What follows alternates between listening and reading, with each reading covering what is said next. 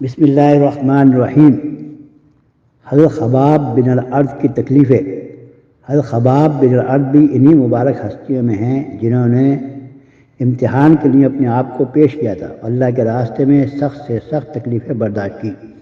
شروع ہی میں 5-6 آدمیوں کے بعد مسلمان ہو گئے تھے، اس لیے بہت زمانے تک تکلیفیں اٹھائیں۔ لوہے کی زرہ پہنا کے ان کو دھوپ میں ڈال دیا جاتا، جس کی گرمی اور تپش کی وجہ سے پسینے پہ پسینے بہتے رہتے تھے۔ اکثر اوقات بالکل سیدھا گرم ریت پہ لٹا دیا جاتا، جس کی وجہ سے کمر کا گوشت تک گل کر گر گیا تھا۔ یہ ایک عورت غلام تھے، اس کو خبر پہنچی کہ یہ حضور اقدس صلی اللہ علیہ وسلم سے ملتے ہیں، تو اس کی سزا میں لوہے کو گرم کر کے ان کے سر کو اس سے داغ دیتی تھی۔ حضرت عمر نے ایک مرتبہ عرصے کے بعد اپنے زمانے خلافت میں حضرت خباب سے ان تکالیف کی تفصیل پوچھی جو ان کو پہنچائی گئی۔ انہوں نے عرض کیا کہ میری کمر دیکھیں۔ حضرت عمر نے کمر دیکھ کے فرمایا کہ ایسی کمر تو کسی کی دیکھی ہی نہیں۔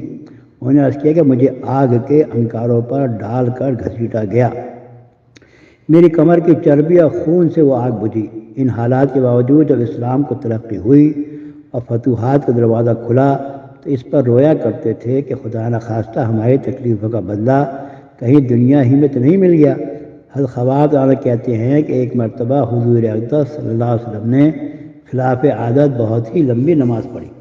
صحابہ رضی اللہ عنہ نے اس کے متعلق عرض کیا تو حضور ارشاد فرمایا کہ یہ رغبت و ڈر کی نماز تھی۔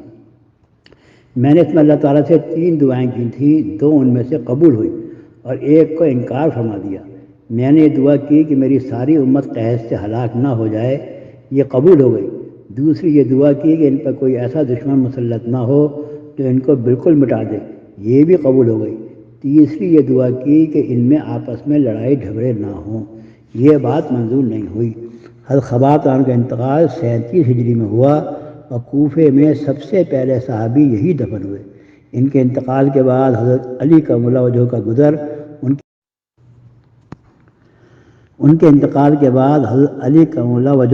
ان کی قبر پہ ہوا تو ارشاد فرمایا اللہ خباب پہ رحم فرمائیں، اپنی رغبت سے مسلمان ہوا اور خوشی سے ہجرت کی اور جہاد میں زندگی گزار دی اور مصیبتیں برداشت کی۔ مبارک ہے وہ شخص جو قیامت کو یاد رکھے اور حساب کتاب کی تیاری کرے اور گزارے کے قابل مال پر قناعت کرے اور اپنے مولا کو راضی کر لے۔